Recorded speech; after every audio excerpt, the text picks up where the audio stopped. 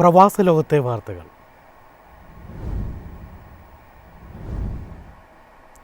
Green card ലഭിക്കുന്നതിന് രാജ്യം വിടണമെന്ന നിയമം ലഘൂകരിച്ച് US. ദേശീയ താൽപ്പര്യം നിറവേറ്റുന്ന വിദേശ പൗരന്മാർക്ക് ഇളവുകൾ അനുവദിക്കുമെന്ന് റിപ്പോർട്ട്. സാമ്പത്തിക ആനുകൂല്യം വാഗ്ദാനം ചെയ്യുന്നതോ ദേശീയ താൽപ്പര്യം നിറവേറ്റുന്നതോ ആയ വിദേശ പൗരന്മാർക്ക് ഗ്രീൻ കാർഡിന് അപേക്ഷിക്കുന്നതിന് ഇളവുകൾ അനുവദിക്കുമെന്ന് US citizenship and immigration services അറിയിച്ചു. ഗ്രീൻ കാർഡിന് അപേക്ഷിക്കാൻ ഉദ്ദേശിക്കുന്നവർ സ്വന്തം രാജ്യത്തുനിന്ന് അപേക്ഷ സമർപ്പിക്കണമെന്ന നിർദ്ദേശം വെള്ളിയാഴ്ച പുറപ്പെടുവിച്ചിരുന്നു.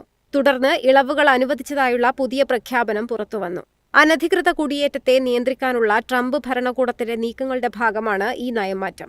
അമേരിക്കയിൽ തുടർന്നുകൊണ്ടുതന്നെ ഗ്രീൻ കാർഡിന് അപേക്ഷിക്കാമെന്ന പഴുതാണ് ഇതോടെ ഇല്ലാതാകുന്നത്. അതേസമയം തീരുമാനമാകാതിരിക്കുന്ന ഗ്രീൻ കാർഡ് അപേക്ഷകളെ പുതിയ നിയമം ബാധിക്കുമോ എന്ന കാര്യം വ്യക്തമല്ല. അമേരിക്കയുടെ താൽക്കാലിക വർക്ക് വിസകളായ H-1B, O-1 വിസകളിൽ എത്തുന്നവരാണ് പ്രധാനമായും ഗ്രീൻ കാർഡിന് അപേക്ഷിച്ചിരുന്നത്. ഗ്രീൻ കാർഡിന് അപേക്ഷിക്കുന്ന ഇന്ത്യക്കാരുടെ എണ്ണം കൂടുതലായതിനാൽ അപേക്ഷ സമർപ്പിച്ച ശേഷമുള്ള ഇന്ത്യക്കാരുടെ കാത്തിരിപ്പ് വർഷങ്ങൾ വരെ നീളാറുണ്ട്.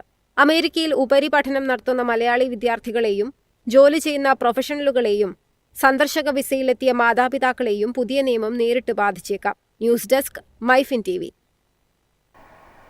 ഇന്ത്യയിലേക്ക് ഏറ്റവും കൂടുതൽ എണ്ണ കയറ്റി അയക്കുന്ന മൂന്നാമത്തെ രാജ്യമായി വെനസ്വേല. സൗദിയെയും അമേരിക്കയും പിന്തള്ളിയാണ് വെനസ്വേല നേട്ടം കൈവരിച്ചത്. ഇന്ത്യയുടെ എണ്ണ ഇറക്കുമതിയിൽ നിർണായക മാറ്റം. സൗദി അറേബ്യയും അമേരിക്കയും പിന്തള്ളി വെനസ്വേല ഇന്ത്യയുടെ മൂന്നാമത്തെ വലിയ ക്രൂഡ് ഓയിൽ വിതരണക്കാരായി മാറി. ആഗോള വിപണിയിലെ എണ്ണ വിതരണത്തിലുണ്ടായ തടസ്സങ്ങളും വിലയിലെ വ്യത്യാസങ്ങളുമാണ് ഇതിന് കാരണം. റഷ്യയും UAE-യുമാണ് വെനസ്വേലയ്ക്ക് മുന്നിലുള്ളത്. മെയ് മാസത്തിൽ മാത്രം പ്രതിദിനം 4,17,000 ബാരൽ എണ്ണയാണ് വെനസ്വേല ഇന്ത്യയിലേക്ക് എത്തിച്ചത്. ഏപ്രിൽ മാസത്തിൽ ഇത് 2,83,000 ബാരലായിരുന്നു. കഴിഞ്ഞ 9 മാസമായി വെനസ്വേലയിൽ നിന്ന് ഇന്ത്യയിലേക്ക് ക്രൂഡ് ഓയിൽ എത്തിയിരുന്നില്ല എന്നത് ശ്രദ്ധേയമാണ്. മറ്റു വിപണികളെ അപേക്ഷിച്ച് വെനസ്വേലയിൽ നിന്നുള്ള എണ്ണയ്ക്ക് വിലക്കുറവുണ്ട്. ആഗോളതലത്തിൽ എണ്ണവില ഉയർന്നു നിൽക്കുന്ന സാഹചര്യത്തിൽ ഇത് ഇന്ത്യൻ കമ്പനികൾക്ക് വലിയ ആശ്വാസമാണ്.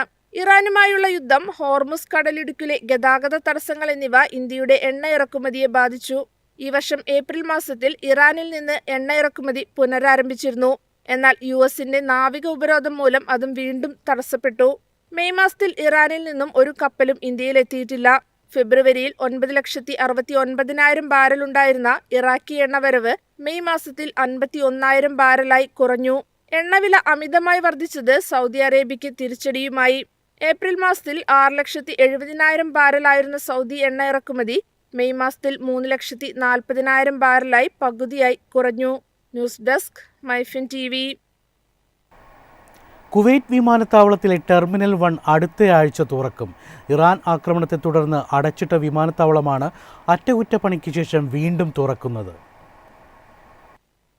കുവൈറ്റ് അന്താരാഷ്ട്ര വിമാനത്താവളത്തിലെ പാസഞ്ചർ ടെർമിനൽ 1 വീണ്ടും പ്രവർത്തന സജ്ജമായി. കഴിഞ്ഞ മാർച്ച് മാസത്തിന് തുടക്കത്തിലുണ്ടായ ഇറാന്റെ വ്യോമാക്രമണത്തിലാണ് ടെർമിനൽ കെട്ടിടത്തിന് വൻതോതിൽ നാശനഷ്ടങ്ങൾ സംഭവിച്ചത്. വിമാനത്താവളത്തിലെ പുനർനിർമ്മാണ വികസന പ്രവർത്തനങ്ങൾ നേരിട്ട് വിലയിരുത്തുന്നതിന് പ്രധാനമന്ത്രി നടത്തിയ പ്രത്യേക സന്ദർശനത്തിന് ശേഷമാണ് ഔദ്യോഗിക പത്രക്കുറിപ്പ് പുറത്തിറക്കിയത്. ആദ്യഘട്ടത്തിൽ തെരഞ്ഞെടുത്ത എയർലൈൻ സർവീസുകൾ മാത്രമായിരിക്കും ടെർമിനൽ 1ലേക്ക് മാറ്റുക. ഘട്ടം ഘട്ടമായി പൂർണ്ണതോതിൽ പ്രവർത്തനം പുനഃസ്ഥാപിക്കും. ടെർമിനലിന്റെ അറ്റകുറ്റപ്പണികളും നവീകരണവും മൂലം താൽക്കാലികമായി മറ്റു ടെർമിനലുകളിലേക്ക് മാറ്റിയിരുന്ന സർവീസുകളാണ് ജൂൺ മുതൽ ടെർമിനൽ 1ലേക്ക് മാറ്റുന്നത്. 2 മാസത്തോളമായി തുടരുന്ന യാത്രാ നിയന്ത്രണങ്ങൾക്ക് ഇതോടെ വലിയ ആശ്വാസമാകും. News desk, MyFin TV. എളുപ്പത്തിൽ സമ്പാദ്യം വളർത്താം. ഇന്ന് തന്നെ മൈഫിൻ TV ആപ്പ് ഡൗൺലോഡ് ചെയ്യൂ.